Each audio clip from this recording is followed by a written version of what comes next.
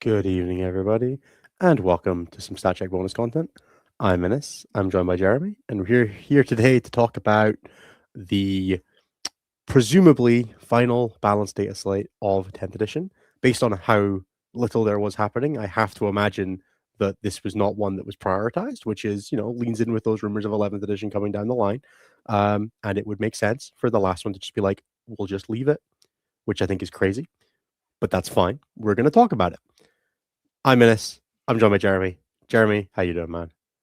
Doing well. I've been busy with the new job and just generally life overall, but Good. Prevaricate while I post on the Discord yeah, live. I've been doing pretty well. I've been keeping busy. I was at a team event not this past weekend, but the weekend before, where I brought a bunch of guys who didn't really have a lot of teams experience. So just kind of wanted to draw the ropes. We ended up finishing 3 wins, a loss, and a draw. I think we finished like 7th or 8th in the event out of 20 teams. We were pretty happy with that. Our one loss was a 44-56 heartbreaker, so that was a little rough for us to stomach, but that's how it goes sometimes. And sometimes you're on the upside, sometimes you're on the downside, right? And that's exactly it. We overall, the team had a really good time. We came together really well. It was very funny because these were 4 of the guys that I had met or played with over the years, but aside from like very random interactions, the 5 of us had never been in like the same place at once. So the Friday night before the event was the first time that the 5 of us sat down and like we had a meal. Really nice. We did a team dinner before the event so that we would kind of like figure out how the vibes were. And I was very anxious leading up to that. I was like, I have no idea what the vibes are going to be like. I know everyone here is cool and chill, but for everyone out there who's thinking, why should I play Warhammer for the next 3 months? That shit's why. Because your friends, like, well, this is all of our social lives. We all know that, right? Yeah. Like, I have 3 events in the next 2 months, and they're all team events. Yeah. And all 3 of them are with different teams because they're all just people asked me if I wanted to play. I went, sure, that'll be fun. And we'll just, all 3 of those team chats are popping off today, and they're kind of going, we don't know what we're doing. I went, yeah, we'll figure it out. Same as we were last week, guys. What do you? Yeah, not a whole lot's changed. Our T'au player is very, very, very excited right now. Because now he only has to build a list with 1,840 points in it. Because if you don't pass that skill check and take the Twin Lance, then, well, How about yourself, Ennis? How have you been today? I was expecting a quiet week. The week before, like, we're due a data slate's always like this, right? Like, no one really wants to schedule a ton of calls unless they were at a tournament or something like that. So, a couple of people dropped in a message and they're like, hey, I've been at a tournament or I've got a tournament this weekend, right? Can we do that? And then today it was like, hey, can we make your Friday miserable now? So it's fine. Surprise, Dataslate. But we've also got a bunch of team events coming up. We're doing an in-person like 8v8 practice day. We've got like 16 people from the team Scotland Academy, all descending on so we're like, and all the lists we submitted are getting redone. So, all that kind of stuff. So no, no one likes playing Old Hammer. It's good. Like I like the busyness. It's a nice part of the hobby. Yeah, I'll admit, like my chats had been kind of quiet. Yeah, I mean, for as much today. As the game state is pretty dismal, I still enjoy playing 40k, and I will still be grinding it out at events like BFS and Eurotrash, and I'm still doing a bunch of tournaments. I also, like, apropos of nothing, went and had a look at the numbers for the Warhammer Open in Birmingham to see how many tickets they'd sold, and I think it's like 40, which is crazy. It was like 280 remaining, or 240 remaining of 208 or something like that. When's the event? Like May. That's plenty of time. Yeah, I know, but it only went up for sale like last week, but it sold like 30 tickets on day 1. I'm just gonna say right now, Canada sold out in like a week, so we shall see. The tickets you guys are spoiled though. You guys have like a super major every other weekend. Yeah, there's a degree of the tickets are £180, which is crazy. But it's because it's at the convention, right? Yeah, it's at the yeah. All right. Anyway, let's talk about the data slate. Shall we start off with the first thing? That this is the thing that drives me goddamn nuts, which is that they're just not using the balanced data slate, part of balanced data slate at the moment. It's been like 3 patches since we've had a major update to the balanced data slate part of the game, where they've like updated a core rule or updated like army rules or anything like that. It's just been points recently, or like taking something away from things. There's been so little on the like, hey, let's actually apply a balanced data slate. Or there was like the one change for Star Shower, which I think was changed on the. I think it was just the Silent King that was changed at the data set level, Yeah, right? it was just the Silent King And I because think that was the only change in the entire data slate, apart from the brand fast stratagem for Hearthband losing the restriction for having to be in the first one. and the Sang Priest. And the Sang Priest, sure. It just feels like they're not doing the like broad game wise things. I still feel like stuff like the you can't re-embark out of phase should have been a data slate change, not just an Eldar's abilities getting screwed. Yeah, I feel like there's so much design scope there for them to do stuff with that they're just not utilizing right now, and I really don't like it because it feels like everything. I think restricting polished that right you now. can't re-embark off of a normal move outside of like just actually don't even do it. Yeah. Make it a core rule change where it just is where the embark is movement phase locked, and then the out of phase rule applies all the time. If you have a rule that allows you to embark because your data sheet says you can, you get to use that, but you don't get to do it off of reactive moves, for example, or surge moves or Better change. the like. And then outside of that, there were like 12-point changes and a couple of rule changes. Yeah, no, it was. Do we want to start with all the factions that didn't get changes, and we can then go through how? Sure, I'll open up the Goonhammer articles because it's the fastest way to say nothing changed. Okay, well, I can start off with easy ones. Imperial agents, no changes. Wait, That's not no, true. actually, lies. Imperial agents got some of the most changes of any Yeah, so army. Imperial agents as the not real army that they are, no changes. Imperial agents as allies, Draxus is paying for the sins of Custodian Guard being too cheap. Yeah, so she went up 15 points, which is more than all of the Catan, and the Inquisitor went up 10 points, which is the same as Catan, thereby irrecoverably damaging everybody except Custodes, because Draxus will still see play in Custodes and will probably not see a ton of play in other places. Maybe Admech? Like, Admech barely played her as is, right? Like, she was already kind of sketchy, because you didn't really want to play like a Dune Rider with Vanguard, with her inside it, and then like, I know Angelic Inheritors, Blood Angels were playing her a little bit as like a cool little tech piece with heavy intercessors. That seems like it's harder to justify now. Yep. Yeah, like you could play her in a Deathwatch kill team. That seems like it's missing the point. Right? There's a whole bunch of stuff that like I'm like these are good changes for Custodes, but I really feel like these changes should have just been on the Custody Guard data sheet, not on this stuff. And I think that's one thing that this balance data slate's done as well that really bugs me is they're like splitting the points increase for something that shouldn't be split. Right? It happens here. It happens with Necrons later, where it's like if you want to put guard in points, just put guard up in fucking points. It didn't have to be. Like, why is Draxus and the Inquisitor going up? I mean, someone clearly got double tapped by guard one too many times and said, "No, you get punished now." Sure, but like put the guard up 20 points. Don't put the Inquisitor. Or make it so that their ability doesn't work on her. Sure, Custodes models can double tap. Yeah, like whatever. It wouldn't be that crazy. No. Or like put the Land Raiders up. Putting like maybe Land Raiders shouldn't be 220 points. I don't know. Well, no, they all have to be the same regardless of what army you are. It's a venerable Land Raider, Jeremy. It's a different. Oh, that's true. It is venerable. So.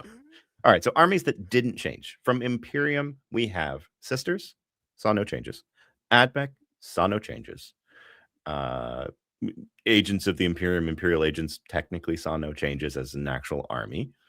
So that was it for that's for the Imperium. For Chaos, you saw no changes to Chaos Knights. You saw no changes to Thousand Suns. And then technically you saw changes to World Eaters Death Guard, and Emperor's Children, as well as some fairly substantial changes to CSM. And then for the Xenos, there were no changes to Gene Stealer Cult and Orcs. And that's it. Tyranids. That's not true. They had a new data sheet that is not the same thing. That's a change. That's not a change. This is like saying modifiers and don't count substitutions. They do. Oh, Jeremy. Such a little shit. Would you expect? I think it is wild to me the number of factions that did not get changes. Like, I mean, and the changes too. Let's just cover the chaos changes first because they're hilarious. Sure, they're terrible. Like, by and large, all of them. So the CSM Renegade Warband got gutted. You can't take Cult Marines with them anymore. Weaponized Hatred, which is the second oath, now is only 35 points from 60, but it requires line of sight to use. Look, I am okay with that one as a Canik Var enjoyer, so I think that's fine. That's always what it should have been. It should never have just been 2 oaths. That's how Guilliman should work too. That's how Guilliman's should work as well. Yeah, I mean, Guilliman's at least is pick straight away, right? Like there is Yeah, but counterpoint to that. he should have to see the one that he picks right away. I don't disagree, but Yeah, yeah, and it's I the think same way that the Wrath of the Rock 2 CP one works. Like all of the I have access to rerolls and I can get more rerolls I don't require line think of sight. the Veterans of the Long War one does. And I'm Oh, potentially sure that the Auric Champions one doesn't either, but let's not worry about Auric Champions. or Champions isn't real. I That's know. also like a +1 to wound thing, Yeah, anyways. I know. Not rerolls. Yeah, I think the fact that like this detachment went from being like arguably one of the most compelling sets of rules in the game to just like kind of miserable purely because it lost Noise Marines is more of an indictment of the Noise Marines datasheet than it is of this detachment. I think it's totally fine that this detachment doesn't get access to Noise Marines. I think Noise Marines the problem with that equation. This detachment's still pretty good, right? I like all the that they stuff were like, like you can add access to cult marines because they're not like real, because they're renegades, not chaos. yeah, It's which like, should also why have do I applied at get that all point to my Renegade Raiders and Huron's Marauders. sure, They should but also all also have an why do you get exclusion against access to all running the epic heroes that demon aren't detachments Huron. then, and demon engines and demon Sure. allies? I think all of these detachments should also have an exclusion that prevents you from running non-Huron epic heroes. Like, why is Cypher showing up with a Renegade Warband? Why is Abaddon here? Well, Cypher actually makes sense because Cypher just kind of does whatever the Sure, fuck he fine, wants. Cypher, whatever. But Abaddon? Abaddon, though, I agree. Vashtor's here? He says you guys show a lot of promise. We'll come back in 5 years. Yeah, Vashtor's here selling them used defilers. That's what he's doing. Vashtor's like the used car salesman. So that's where they got the demon engines. Okay, so that's CSM. The CSM changes are bad, right? Like, just they it's are crazy. Just... like, it makes sense. I think it would have been much easier to just say they don't get Vendetta rather than saying they don't get you can't run them at all. Like, because obviously okay, they were the ones that ultimate. benefited the most because they lost nothing. Yeah, they didn't lose Dark Pacts. I think it's fine to just say they can't have, or like make it a 250 point allowance for this detachment, not a 500 point allowance, right? Like half it. Like they can have one. Yeah. You can have a unit. You can have like a character and a unit kind of thing. Yeah, the Votann needing laws is fine, right? Like I think that's how it always should have been. It coming down to 25. Yeah, it hurts because it means you don't have a shitter sitting on your backfield saying go hit that thing better, or a Terminator sorcerer in the sky. But yeah, pretty much. Death Guard, the Demon Prince of Nurgle with wings went down 15 points. I don't know what he does, if I'm being honest. So we were talking about this in the Stat Check server earlier, and someone said, and John Justin was like, it's probably something with Battle Shock. The minute I posted the screen grab for it, which is after he finishes a charge move, you select an enemy unit within engage range, they take a Battle Shock test at -1. And when you fall back from him, except for monsters and vehicles, you have to take a Desperate Escape test. Oh, he's not good. He's horrible. Like, I think he's actually the worst of all of the princes. He's at least toughness 11, right? Like he's got +2 toughness going for him. Like that's not nothing, right? But yeah, I don't think that's a meaningful change. Yeah. This is a classic example of a data sheet that doesn't do anything, so it doesn't really matter. It will be playable if it's unplayable, like unaccountably cheap, but because it doesn't do anything. Yeah, you could maybe if it's 90 points, you'll take it just because it's cheap. Yeah, I mean, like this thing's 120. I'll run 3 of them because it's 30 wounds of 2 up safe toughness 11 for 100 for 450 points, right? Like that's the thing I'll look at, but you're not running him on his merits. No. So just change the rules, but they're not going to do that because they're going to save that for the 11th edition update, right? If that happens. Well, the 11th edition update to Death Guard, right? Like that's like their codex. It'll be the selling point of you guys hated winged princes. Here's the new update for winged demon princes, and that'll be the selling point. And that's when the easy winged princes suddenly go to shit. Yeah. Well, they'll have to use foot princes next edition. That's how this works. World leaders, their Force Fiends went down 5 points. Cool. Yep. I mean, it makes up for the closest target FAQ from August. 9 months later, we get a reduction in their points. Cool. Don't say 9 months later because that means WT's in 3 months. It's 7 months later. Well, I need this one. I need it to not be 3 months from now. I can't. 3 months from now is fine. It's not like anything's going to happen in the meantime. All right. Emperor's Children are one of the Chaos armies that actually got a real change. Terminators went down 10 points for 5. We don't care. Their data sheet sucks. Look, at some point that data sheet will be cheap enough that you will play 15 of them because you can't play 10 mans because Emperor's Children don't get those, which is just so funny to me. They get 5. They're terrible. Do you know what their data sheet is? Yeah, they get reroll. If they shoot something, they get reroll charges against it if that was the only thing they shot. Yeah. Congratulations. I'm going to shoot a bolter to get reroll charges against you. I'm going to shoot a bolter. I'm going to take my armor save and die. Oh, crap. I guess I Yeah. made my charge 2 inches longer so I can reroll my charge. Tormentors went down a point a model if you take 10 of them. No one's doing that. That's fine. No, they're the infiltrating unit. If they'd done that to infractors, it's an interesting discussion. Sure.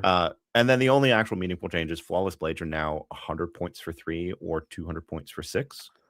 Look, I don't think flawless blades are a good data sheet, but at 100 points, like I can They're see an getting argument real for the close first to that. one. Like, it The is first still one to not have to use like like an infractor plus exultant squad to like trade with a unit for your first pledge is starting to be like, okay, that is cheap enough and reliable enough that I'm willing to do it.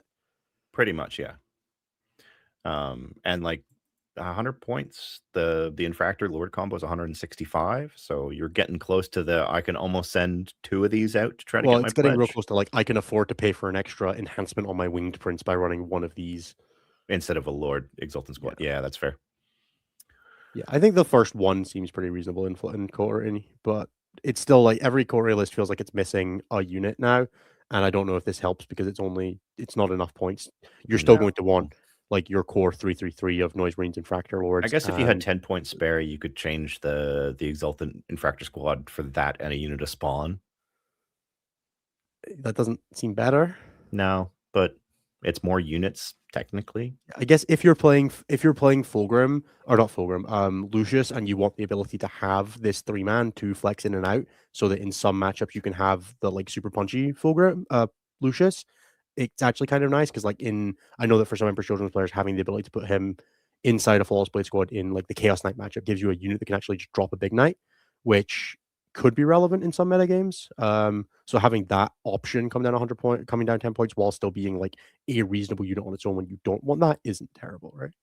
Yep. No, I think it's interesting. And then for the other chaos factions, the 2 that are remaining, Demons and T-Suns technically got the same changes, but the T-Suns changes aren't real because no one plays Change Host, or no one should be playing Change Host. They're just fine.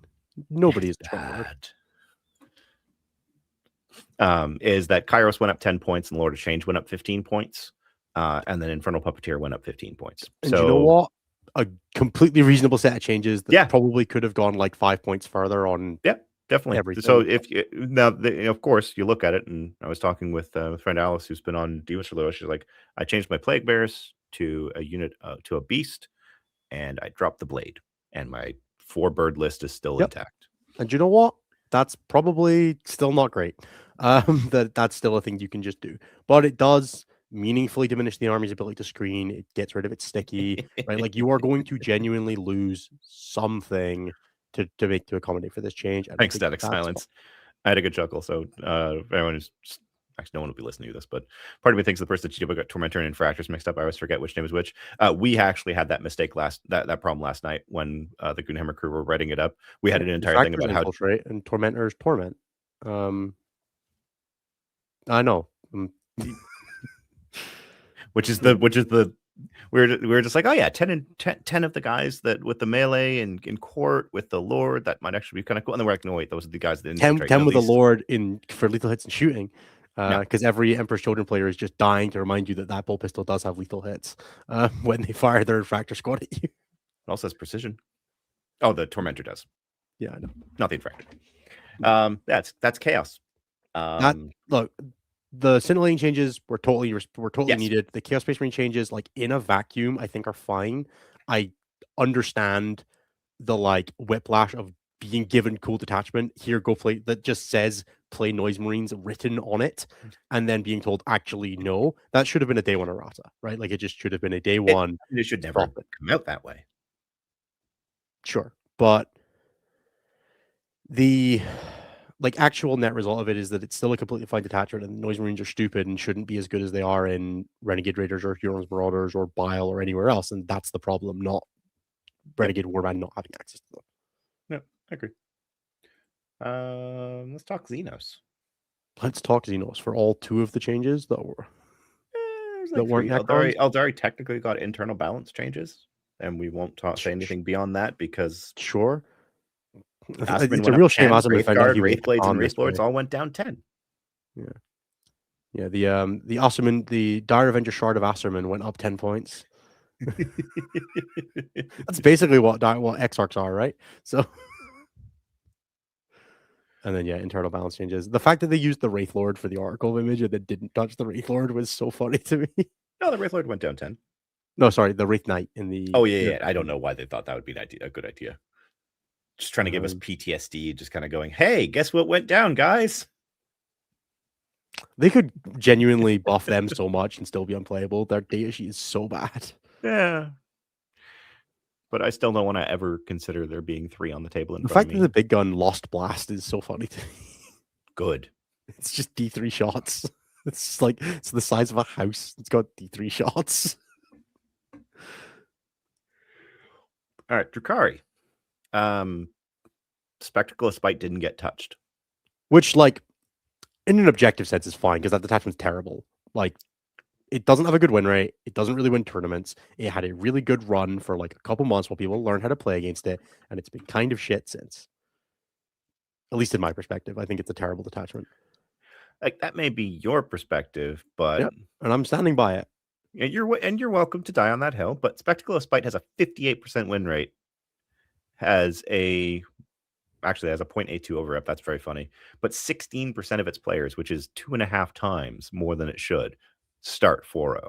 And I think they're it's a the really only good event wins for down. Drukhari. I think it's a really good detachment at punching down. And like those detachments should be rebalanced too, because punching down is a bad thing. I think Hellions probably could have done with going somewhere sideways in points. Yeah. But ultimately, I don't think it's a detachment that really needed to be nerfed. Yeah. The changes did make me chuckle though, because they decided to reduce the points on units that are definitely not being taken right now, Homunculus and Rax.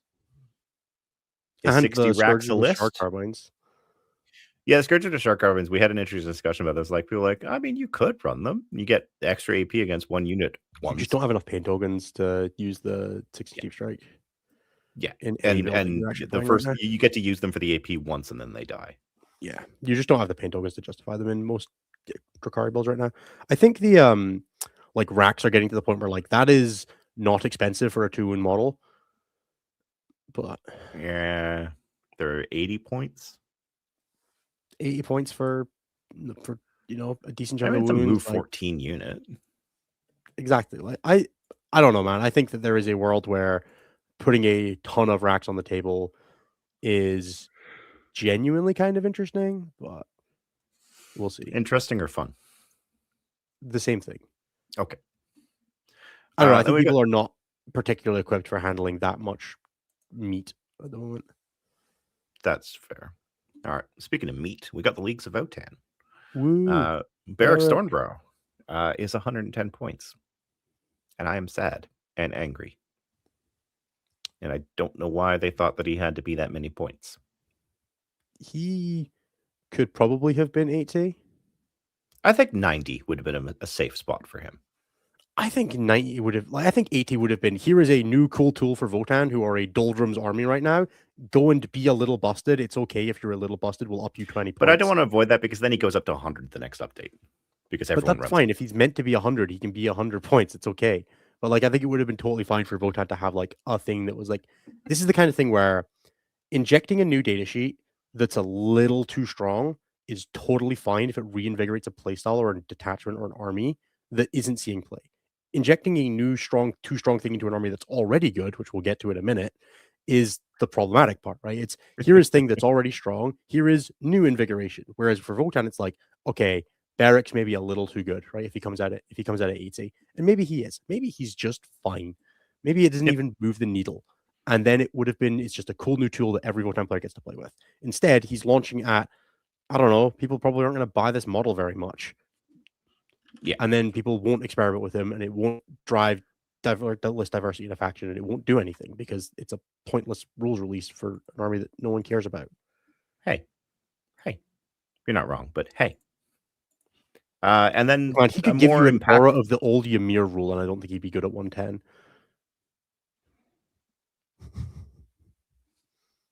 Four-up invuln on land forts? I'm kidding. I would pay for that. Pretty good, yeah.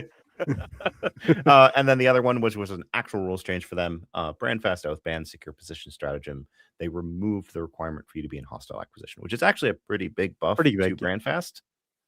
Yeah, Brandfast was the like you have to throw your yield points like out of the boat, like the sinking boat with a bucket as quickly as you can to stay So that in you can hostile. use the stratagem that's been reworked 3 times already since the Yeah, codex and came it's like you're just like sitting there with Uthar being like, do I just need to free strat Overwatch to use a yield point right now? out. Not saying I've never done that. Uthar's gonna flip this already dev wound to a dev wound just so Yep. I can get rid of the yield point. This is a 6 now. What do you mean it's a 6 now? It was already Get rid of it. it's a 6 now. Yeah, so it's a good change because like Brandfest didn't have a way to stay in hostile the way that Persecution did, despite being built around hostile. So now they're Yep. just like, yeah, just enjoy this strat for an extra 2 turns. Have fun Yeah. hopping out of transports at the end of your turn. I think it's totally fine. I think Brandfast is a after the change to that not working in your opponent's turn, it's a totally respectable rule set now. Yes.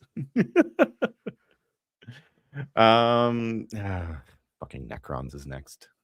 Sure, let's do Necrons. Can I All right. get all of them? Can I get all of these changes off the top of my head? So Necrosaur Amatar went up 20 points, and his aura of sustained no longer applies to monsters.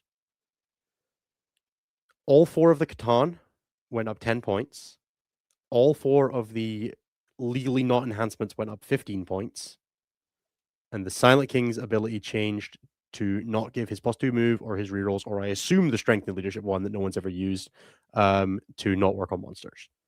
And Star Shatter changed to not have basically any of its rules work on monsters. I'm sure some of them still do. I didn't really go super in depth on which ones didn't. I was just like, cool, a bunch of them don't work on monsters now.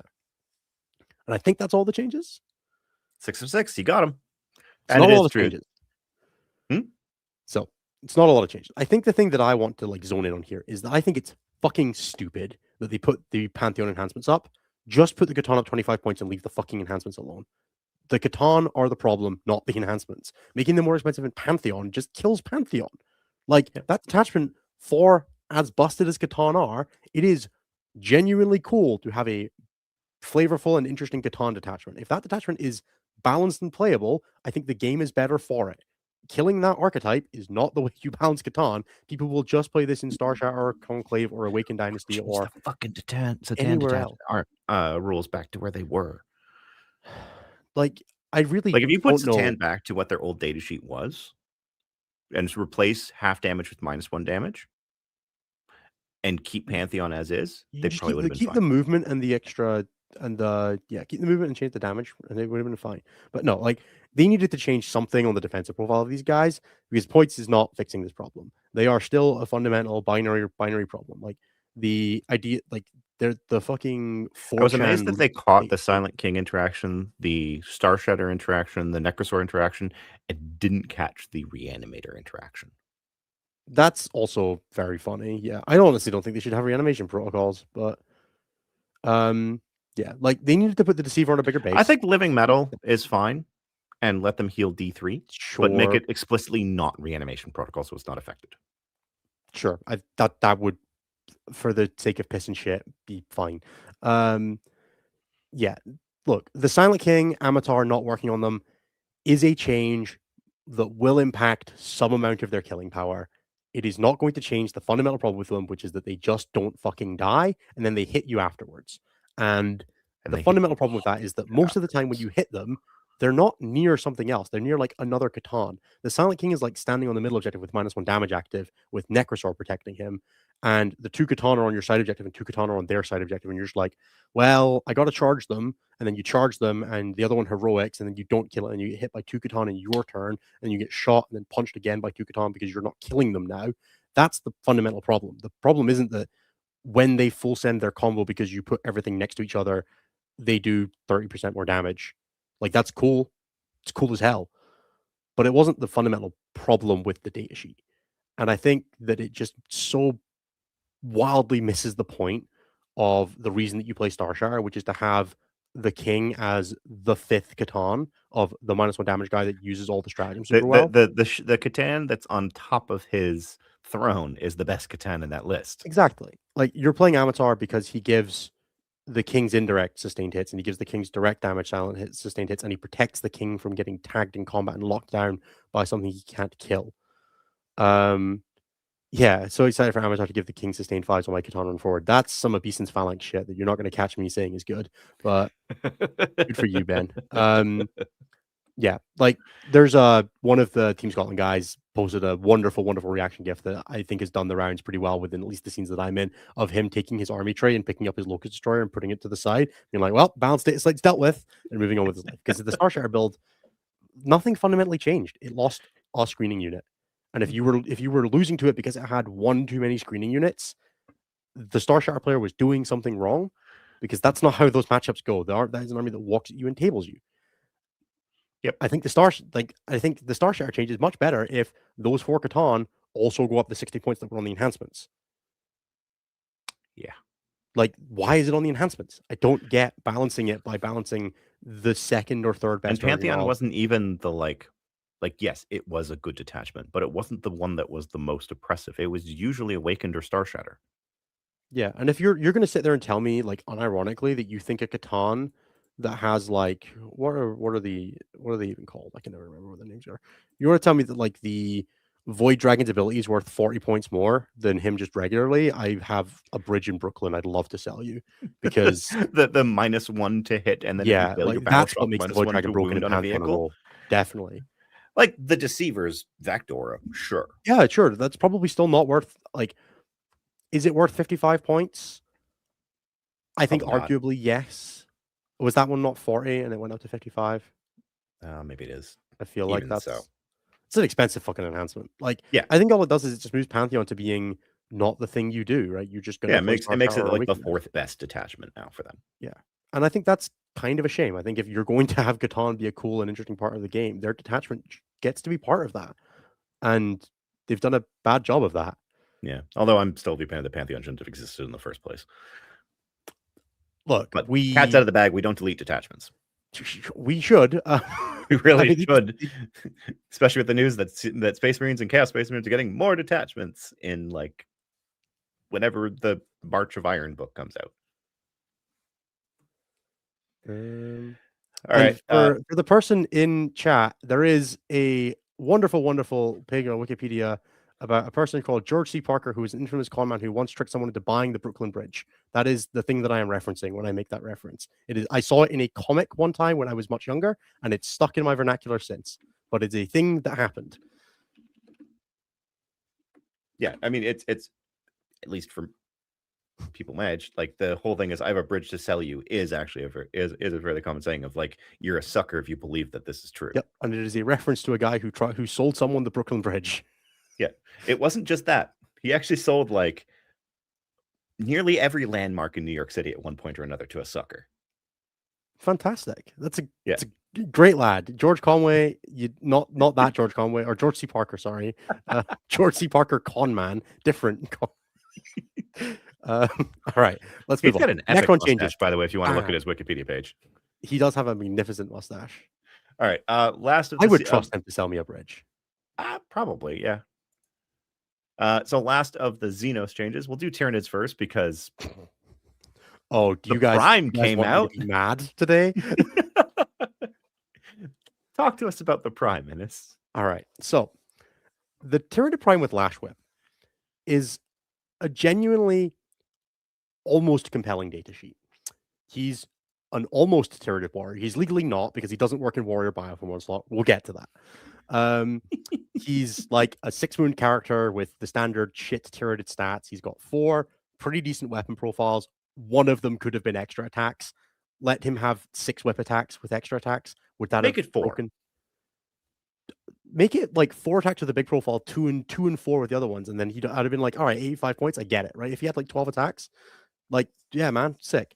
Instead, he is not very good at that. He's got like 4 pretty good attacks, 8-2-3. He's got 6 attacks at 7-2-2 or 9 attacks at 4-1-1. All of those will then benefit from the Synapse buff to be Strength 9, Strength 7, and Strength 5 respectively.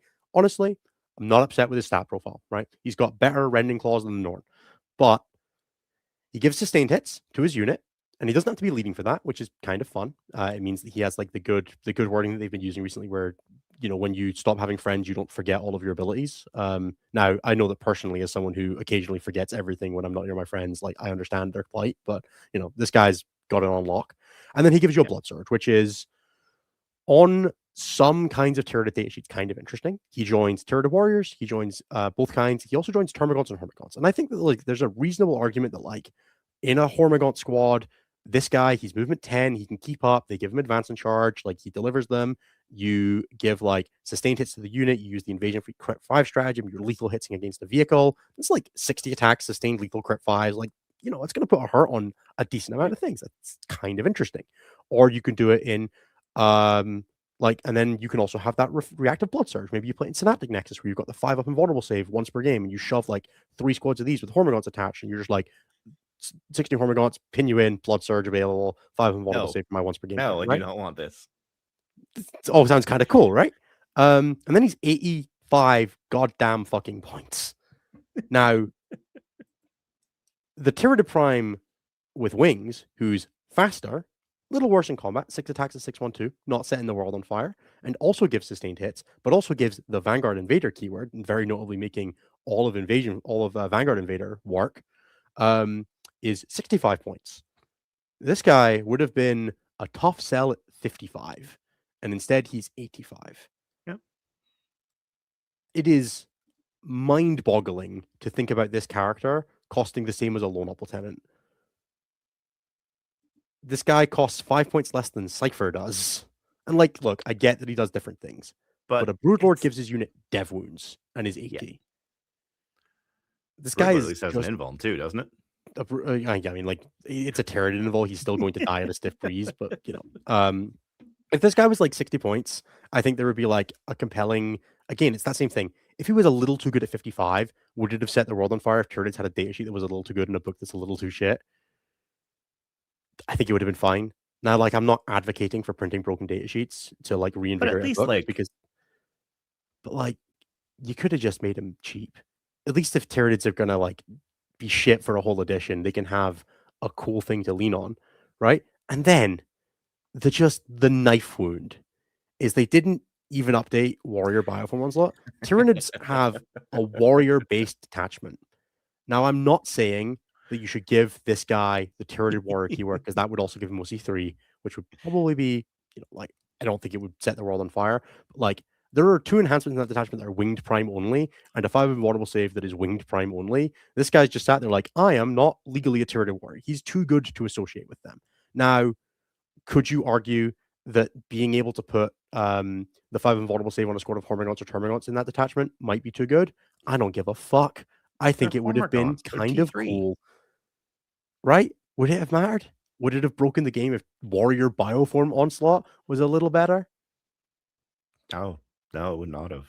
Jeremy, if you can name me 2 stratagems from Warrior Bioform Onslaught right now. There's a reroll one, right?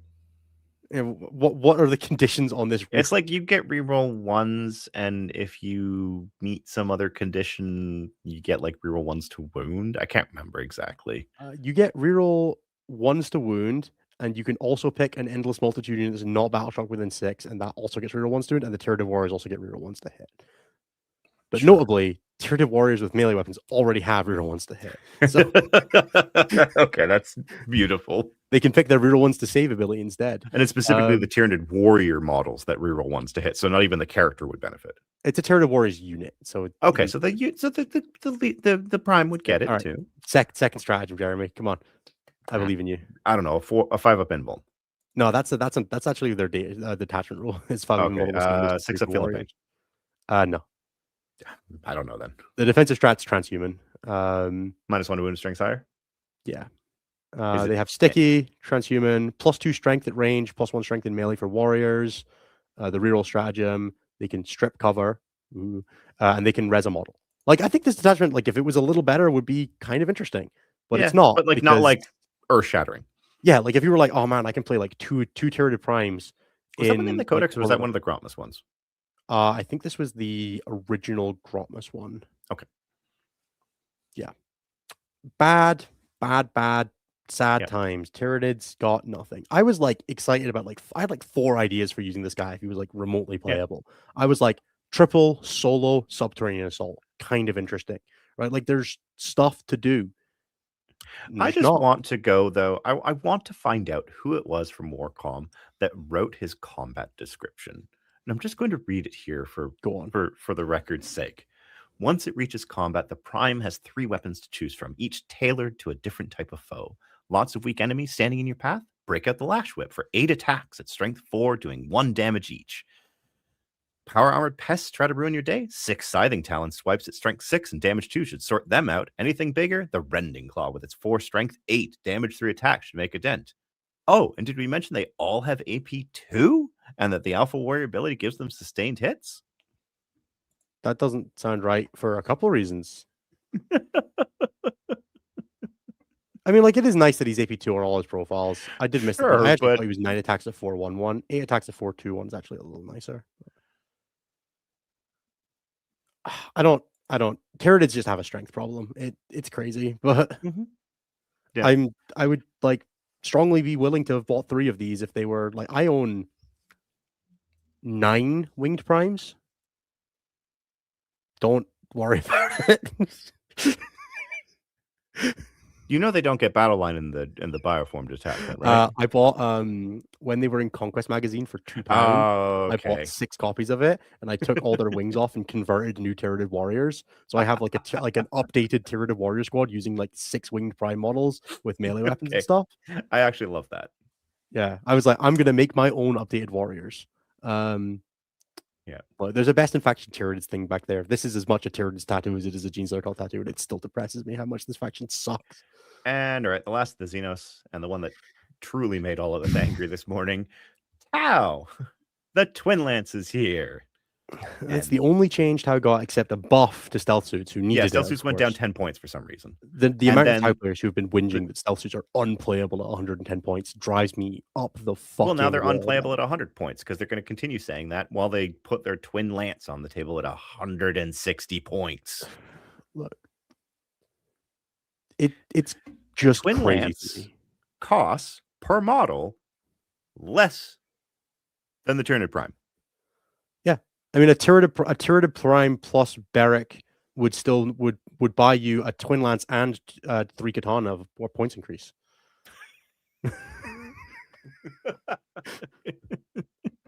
Are T'au a top 5 army now? I think T'au might be the best or second best army in the game. T'au were They're easily top 3. There's no question about that. Really fucking good, right? Like, that data sheet works in every detachment. I am 100% on board with the fact that it is basically only Montka, and that T'au are pretty goddamn mono build, or like slightly duo build if you're willing to play a Storm Surge. Recon Guard is not top 1. Triptide plus Twin Lance is the 800 point core of every T'au build for the rest of time. And it's disgusting. Like notwithstanding, for Games Workshop should not balance around team events, but T'au on a light table is a war crime. And unfortunately, every single GW board's a light table, as far as I'm concerned, except potentially 8 in some deployments. Maybe 7. Sure, people don't really play 7, but like if you rock up to a tournament, it's like, by the way, we're playing layout 4 and 6 at this tournament, and you're like, oh well, I guess I'm just gonna lose to T'au if I go second ever. Potentially if you go first, because unfortunately the Twin Lance is way better when you go second. Yeah, let's just move 12 inches before I even interact with you. Cool. The 12? Sorry, 14. The Twin Lance can move if you roll a 6 on its advance. I meant before they actually take a turn, they move 14 inches. Yes. It can move 14 inches and then move up to 16 more before it rolls a shot. Yep. And it could just auto advance that 6 if it wants to. Like, you could lose your home objective to this. This could terraform your home objective on turn 1. It's got 4 OC. Yeah, but it would only go 24 turn 1. That's enough to touch the home objective in like Sweeping Engagement and Dawn of War. Is it? No. Why did you mention 2 deployments that no one should play? Look, man, I went to Worlds, and so did you. I know, I did too. Look, this data sheet is too durable. It's too fast. I'm ambivalent on its damage. Ultimately, I don't really mind that it has decent damage. I think that's kind of fine. I do love that it punches with its guns. The fact that it doesn't need marker light support at all, and therefore is marker light support, is frustrating. I really think they could have been BS3, and it would have still represented that they were like superstar Tau shooting units without being just Ballistic Skill 2. I'm just glad that they don't ignore modifiers. But they do in Kayun. They're doing Kayun, but like fine. They're actually a lot worse in Kayun because they don't get the sustained hits because they already have it. This data sheet's too good. It's too good in a frustrating way. The thing that bugs me, like not the most about it, but one of the things that's really frustrating about it is it's uninteractive in a way that's really hard to deal with, which is to say that the combination of at the end of your charge phase, I'm going to make you take a battle shock, and that doesn't require line of sight, or you to be declaring a charge. At the start, and I'm going to move at the end of the fight. Not even end. Yeah, it's just like that thing on the middle objective that's scoring area denial. Take a battle shock test. If you fail it, you drop your area denial, and I'm going to move on to the middle objective and score primary with my 6-inch move at the end of the fight phase. And the only counterplay to that is to pass your battle shock and to have 4 OC on the middle objective, which is like not actually counterplay. That's hoping for the best. And generally, as a 40k player, your plans will go much better when hoping for the best is not the best plan. The problem is, if you don't do that, then you might as well have auto-failed the battle shock because they'll just walk onto the objective anyway, and you won't score your denial anyway. So you're like, the best way to deal with it is to put 2 units out? Okay, let me just bleed. The only way to deal with it is to kill it. And that's actually surprisingly hard to do. Yeah, I mean, again, we're playing in the game where right now people are planning to kill Votann. I'm not going to sit here and pretend that 16 wounds of 2 up, 4 up, toughness 6 is invulnerable. They are a bad day against a squad of JPI away from being pretty fucking bone. But JPI need to reach them. The JPI got to reach them when they're moving 75 inches a turn. They've got to not fail their battle shock, not miss their charge with the -1 to charge.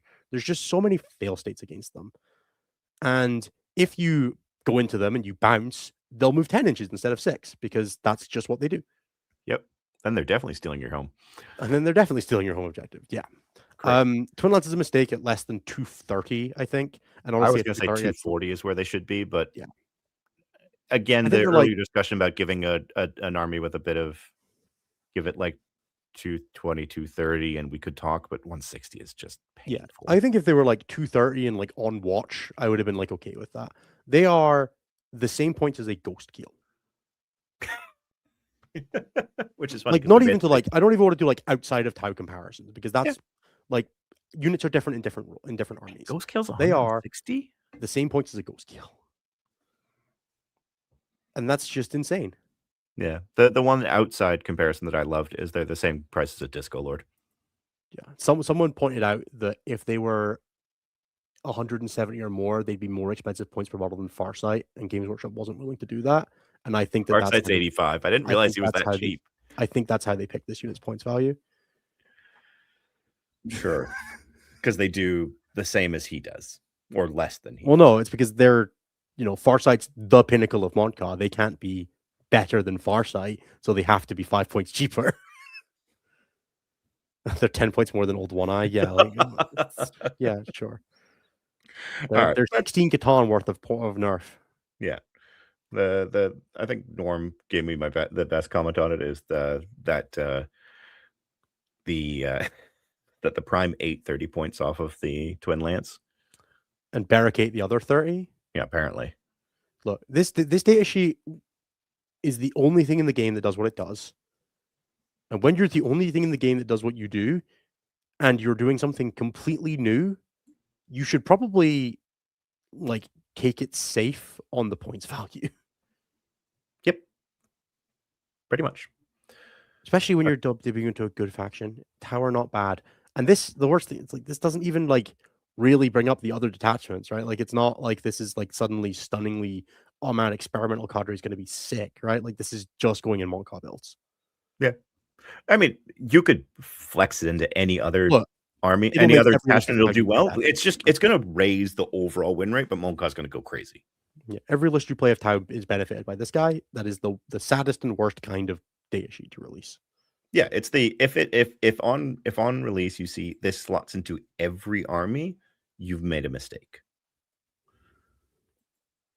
So, all right, let's talk about Imperium because these changes were pretty minor. Except one faction. One faction got kind of hit. Yeah.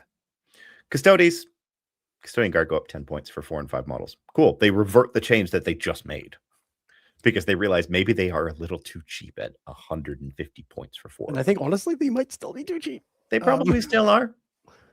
But and then obviously the Draxus and Inquisitor hits also happened. The Inquisitor I don't think actually mattered here, but the Draxus hit mattered. I think we were talking to Folger on the show last night. I think Folger's list loses 2 Custodian Guard. Yep. And it goes down to like I don't personally think that the material difference between 26 Custodian Guard and 3 Land Raiders is that different, or 25 and 3 Land Raiders is that different to 27 and 3 Land Raiders. Maybe I'm wrong. I think you're generally right. They still it still functions the same. They are a save different, or a 2 saves different from being where they are. Like a Land Raider and a couple Guard. Or functional changes, like you can't reactive move back into the Land Raider. That would help a lot. I think now that this build has been figured out, where it just wasn't before, there were people playing Land Raiders, there were people playing Guard, but there was no one combining the full suite.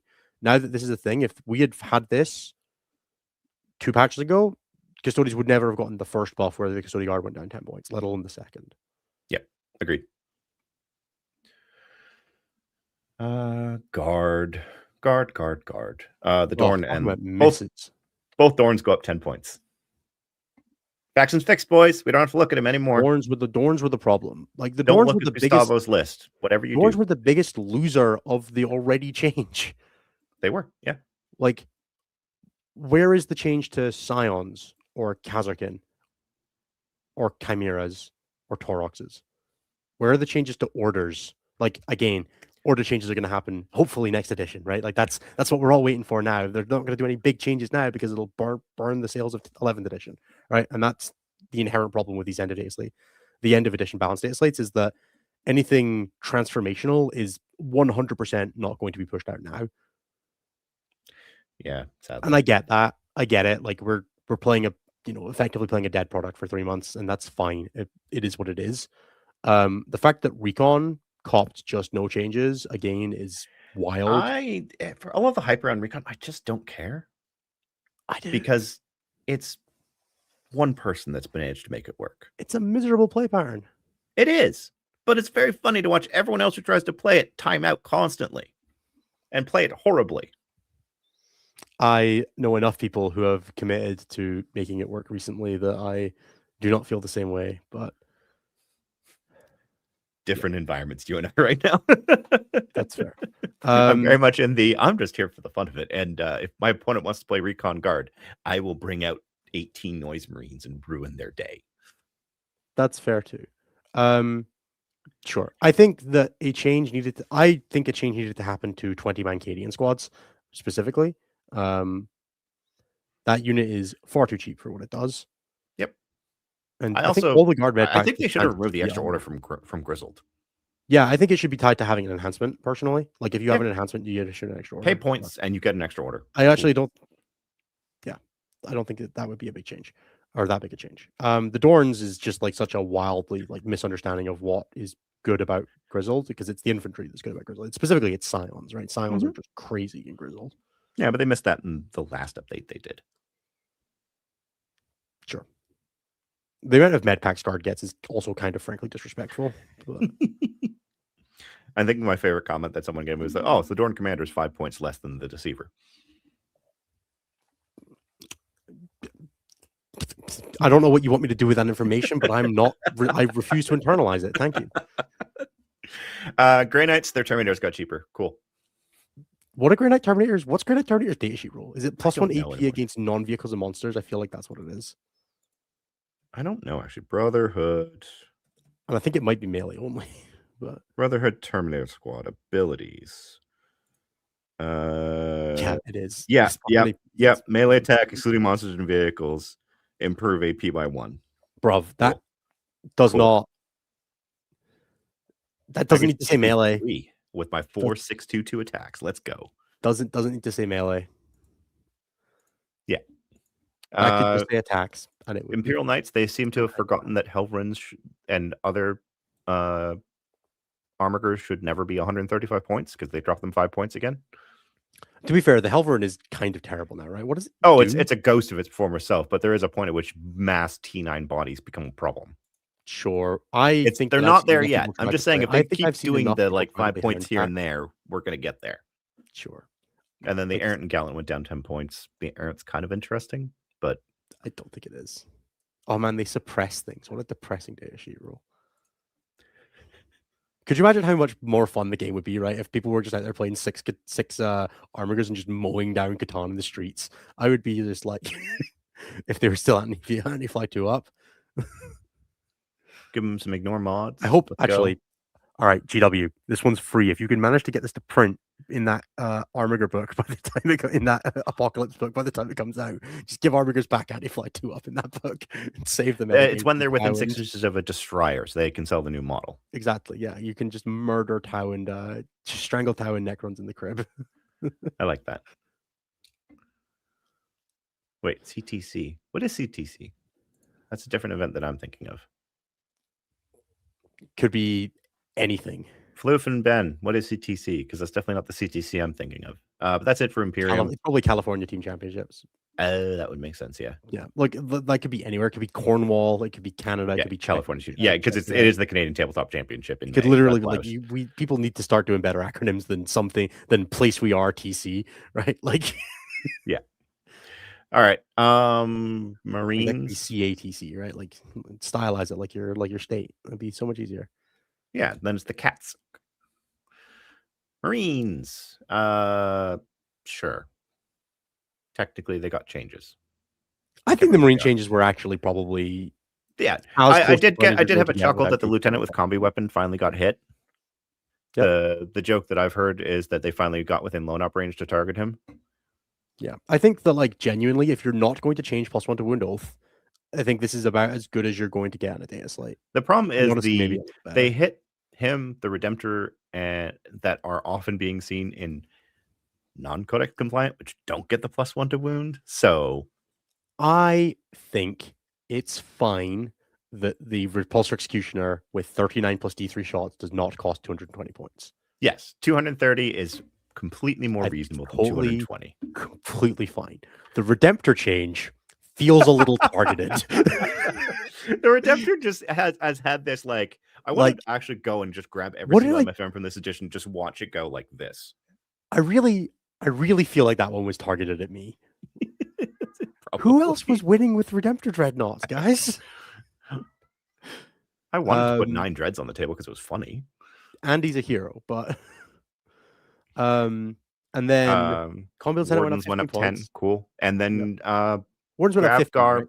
Right? Wardens went up 15. They're 105 now, so whatever they were before. Yeah, they were 90. So they went up 15. I think that unit is still completely reasonable. I think you play them up to like 120 and then they stop being interesting. I also think they're fine. Yeah, they do like a little bit of combat, a little bit of shooting. They're a good reactive unit and they have a good pool. 105 is totally fine. That unit's completely reasonable. Lone Up Lieutenant 85, I don't think you're cutting him. I think there is a minor argument. You still slot him into almost every single Marine list as is because he's the cheap infiltrating lone up with a reactive move. Principle you can take now is that you might consider playing, if you're not playing the Grav Captain, you might play him instead because he's only 5 points more in those detachments. But if you're playing a detachment that doesn't have access to the buff Grav Captain, I think he's probably just still better. I like the fact that, like, the biggest thing for I've had a few people speak to me about like Lone Up Lieutenant alternatives. You can play a Calidus, that's fine. She's 15 points more expensive. You can play the Gravis Captain. I had a client reach out to me about being like, the Phobos Captain with Artificer Armor is 2 up, 5 up, 4 from Vulnerable Save, and he's still Stealth Infiltrate. He gives you an extra 3 redeploys. It's kind of interesting. I didn't hate that idea. He's only 80 points as well for that combo. So there's like, there's a slightly more expensive and a slightly. So you can kind of explore the space a little bit more than you did before. Like I did have a chuckle that this happened right after your long discussion about the Lieutenant with combi weapon in your latest Death Watch video of like, I never picked the right objective. Yeah, like I think I said this in a team event chat that I'm prepping for at the moment. This nerf means that I will pick my objective with some care now because I'm going to pay 15 points to have the right objective. That's what I'm paying 15 points for. It will remind me to think about my objective more intensely. So the thing I like about not going away from the Lone Up Lieutenant specifically is that it doesn't stress your reactive move. And I think that there's a decent amount of value in that, of not having to use squad tactics on like the Gravis Captain or something else, and having it on the Lone Up Lieutenants built in really, really helps with that. And that does I think just push him into, and like every Divergent chapter will still play him 100%. I think if you're specifically playing Gladius, there is an argument that you play the Grav Captain instead. Yeah, And I think that Grav that's Captain fine. is Bay. And then the most important thing is Gravgar might be gone, might not be gone. We don't know. I'm assuming he's gone.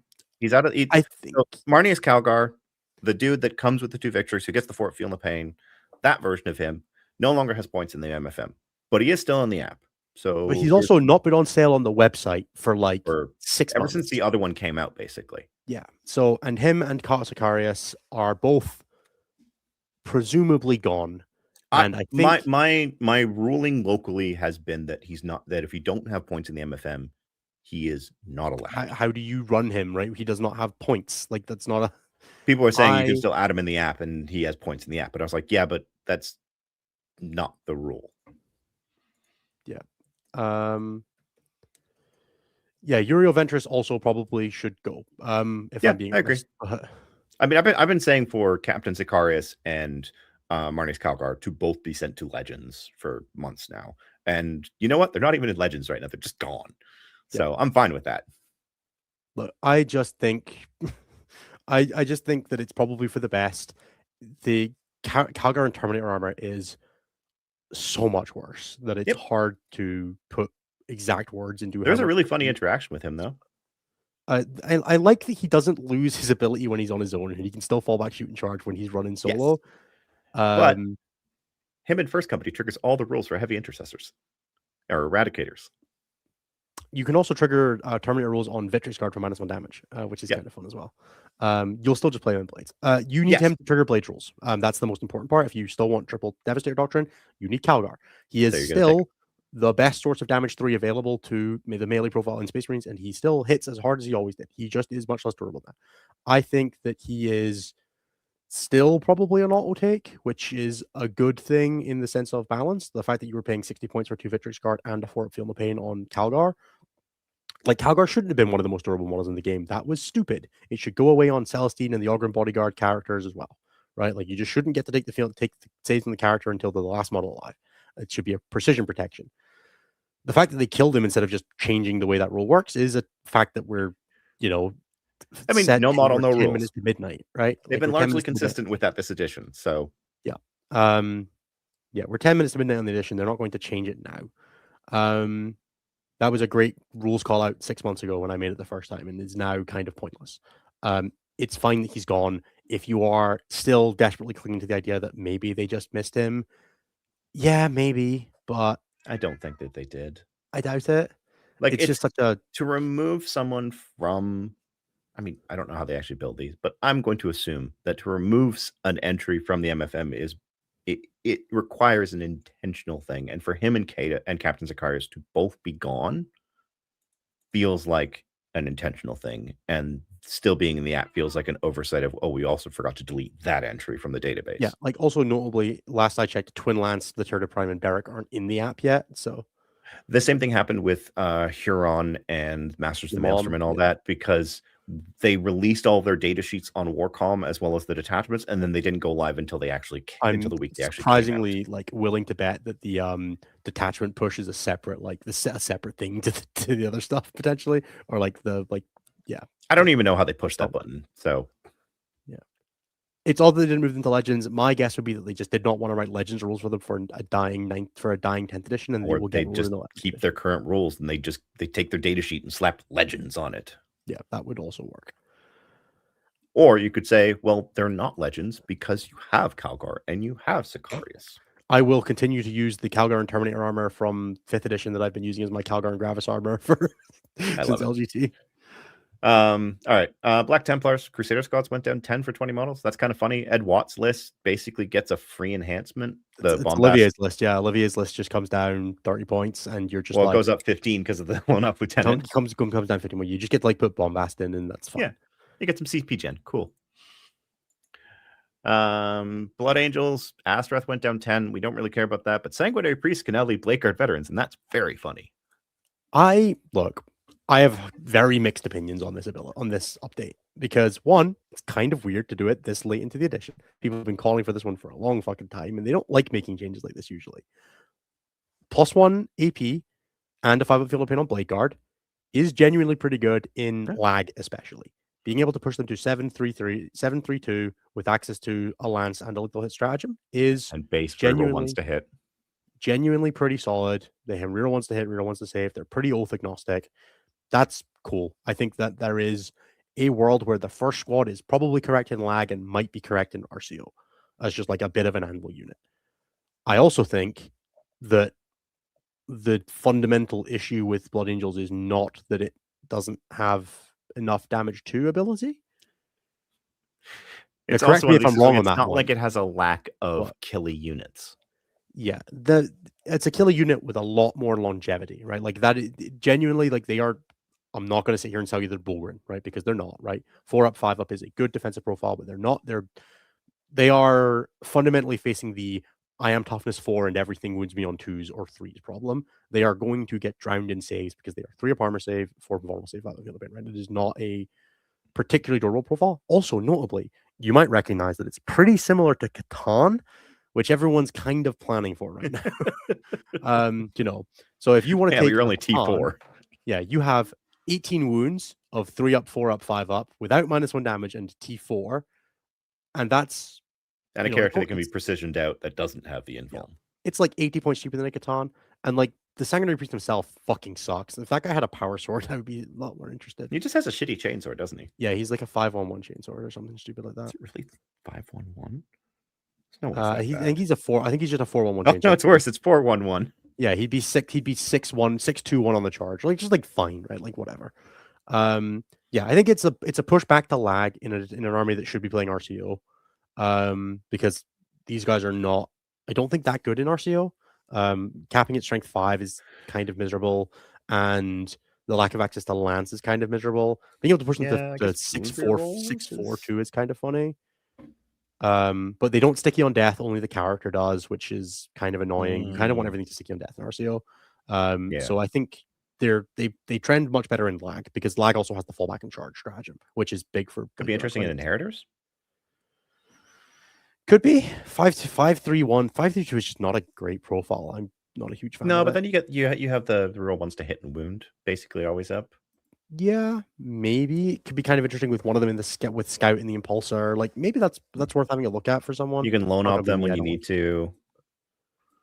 Yeah, I could see. Could you play like 3 squads of these in Inheritors plus I the don't think Dante you can do Sangar that. squad in front of a squad of Dessas with the Apothecary and the Huh. 2 Vindies and maybe I'm not sure. It feels like it's getting away from like you already have so many good character units with like the 3x3 Sanguinary Guard with characters plus the like Tech Marine plus the Desso squad potentially if you're going for like Alessandro's list. So I'm not sure. Yeah. I'm not sure if that's where I would want to go. It's at least it's interesting because, and this I'll admit, for all of the weirdness about it, it's a change I kind Yeah, of like this because is a good change. Right? Like there you is can kind of explore, and it's not going to like break the roof off the army the way that for example, RCO may have. Yeah, and like once Bladeguard got the points up to being back to 170 instead of 160 for 6, and at that point it's like, do you know what? I think it's okay. This is not like it's a damage increase, but it's an AP3. It changes their damage in a way that's like they're much better at killing. Like they don't get better at killing like infantry because they already blended the shit out of a squad of 20 guardsmen, right? Like that wasn't really a thing they needed help with, but now they'll have a better chance of popping a vehicle and stuff like that, which is actually kind of interesting. So I think this is a good change. I think it's worth doing. Yeah, and that's the changes. Yeah, nothing for Space Wolves, nothing for Dark Angels, just sadness at your combo lieutenant going up in points. This day's like terrible, right? Like I know that there's been some interesting points in this. I think the Space Marine changes generally were pretty good. I think across most of them, I think there was The a few scintillating changes made sense. Scent changes made sense. I think that there could have been. I get not wanting to do a ton of points reductions right before the end of the edition, and I do, as a competitor in the last 3 months of the edition, value a degree of stability in a time where we're getting thrown all of the 500 world shit. Right? I would expect there to be 3 more 500 worlds books, including the one that they've already announced. I would not be surprised if it's anywhere between one Kind and of like 4. one a month until whatever the next. Like I would not be edition surprised if it's launched. between 1 and 4. So it is nice to kind of know that they sharpened off the soft edges of 3 of the 4 best armies, 4 of the 4 best armies, right? Like if I was going into this, my 4 best armies in the game were Guard, Custodes, Space Marines and Necrons, and like Scintillating Legion was like a distant 7th or something like that, but like they needed to change because they're very impressive. And those 4 armies did all get changes. Were they enough? No. Is Twin Lance stupid? Yes. I think more needed to be done with Necrons, but I also want to just like really quickly say that we did say that when Death Guard changes happened, when they did the emergency patch for them, and I think that the Death Guard changes were about of a patch with this. In terms of they got more points changes, but less rules changes, but no rules changes. Whereas Necrons were more rules changes and no points changes. Yeah, I am open to the possibility.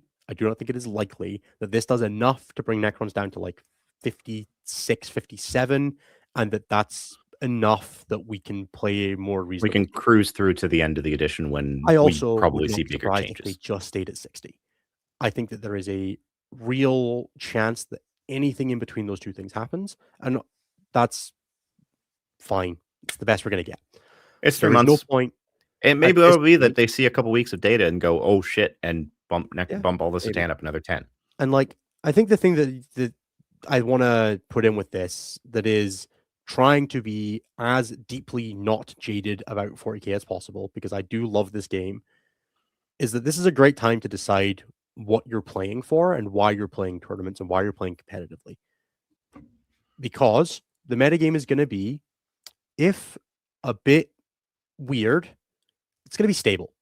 You've got 3 months of playing on the same patch we just spent 3 months basically, or like at least 2 months basically perfecting. And if you want to show how good you are in this environment, there's a pretty stable top end of the things that you need to look at and say, I need to be able to beat that. And if I can do that, I can win a tournament right now.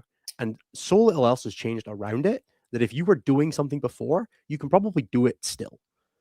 There are exploitable ways to beat these factions. One of the interesting things is that, like, it is like, yes, it's a shit slate, but it is still slightly better than it was before. Exactly. So if you were like, I appreciate that the last 3 months of an edition is always a little bit doldrums. I do not, in any way, shape, or form, want to like sit here and say everything is perfect in sunshine. But if you play 40k because you enjoy playing 40k, the game is not that disastrous. Catan make up, or like Necrons make up, what, it was 8% of the player base. That is 1 in 12 players. There is a very real chance that if you're playing tournaments right now, you will not see Necrons. You do not have to play against them. You might not see them at all.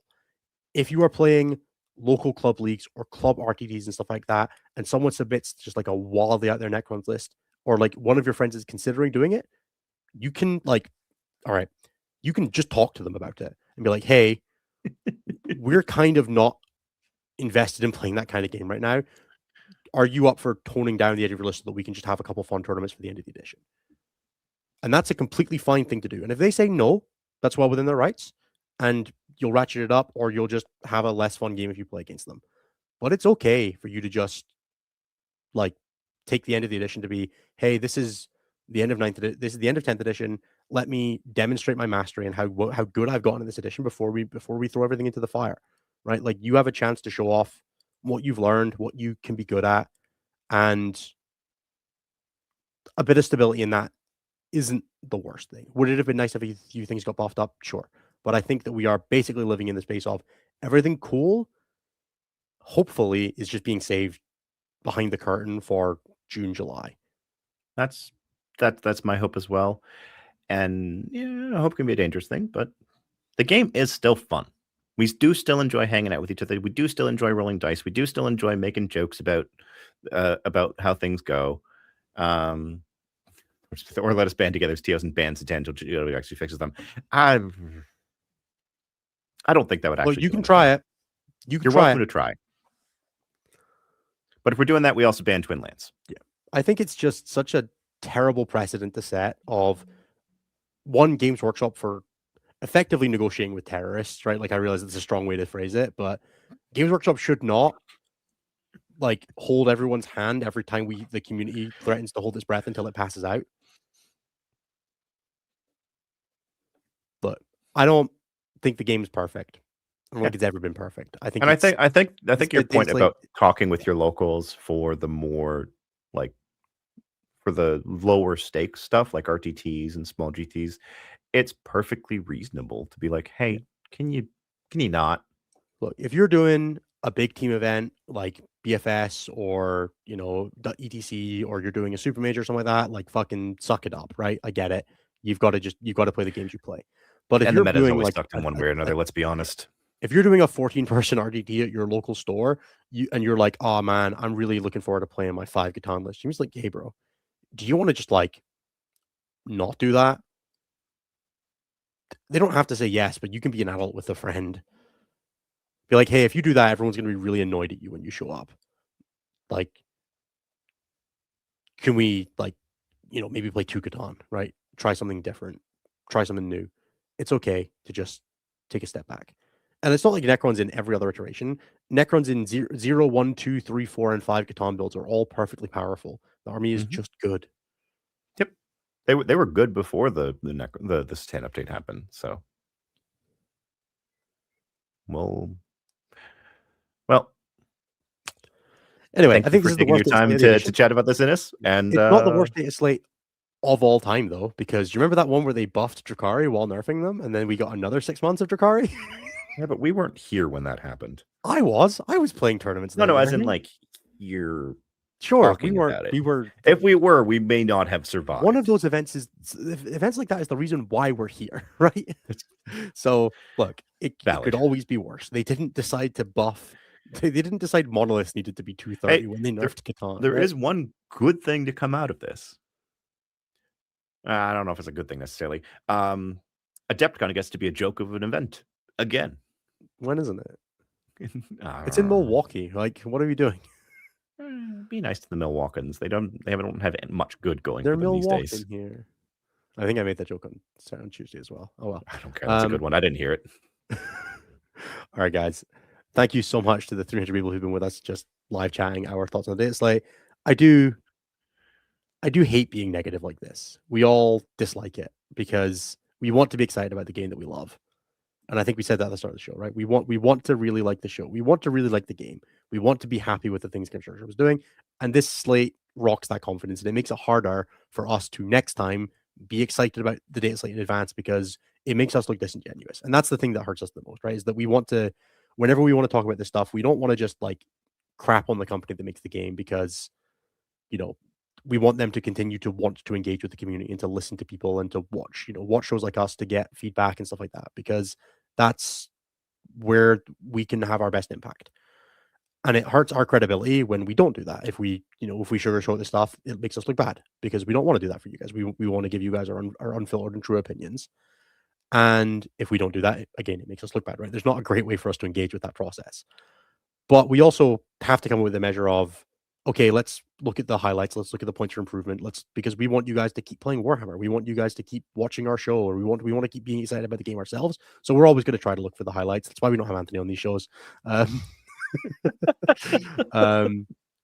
Because Anthony's so low to the ground, he can only see the low lights. That's part of the problem, right? Love you, Anthony. We need a booster seat for Anthony highlights. Yeah. So keep playing Warhammer. Keep having a good time. Thank you so much, everybody, for listening. If you want to hear more from us at StatCheck, you can find all the stuff in the description box. But 11 p.m. Eastern, 11 p.m. UK time, 6 p.m. Eastern, every Tuesday, we're here for a live show. Come and hear more from us. You'll get to hear, next week, I'm sure we'll have Anthony and more on to chat about their thoughts on the Dataslate as well. And we'll have a little bit more. I'm playing, I think I have like 6 games scheduled before Tuesday. So, I'll be playing a bunch.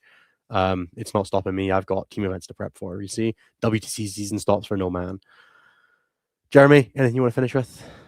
Ben, you're running 0 Satan in the Silent King and Phalanx. And Colt Snacks 2025, I want to thank you for the $2 saying Twin Lances 2 Commanders. That's why it costs 160. I think that was from yesterday. And yeah, I'm so really sorry that you were correct, Colt Snacks. I love that it says so will cost. Oh yeah, that is 804. That's hilarious. All right. Well, called shot. Well done. Yeah, like called shot. We'll have Anthony and more on the show. Yeah, that's actually how I affectionately refer to Nathan. Yep.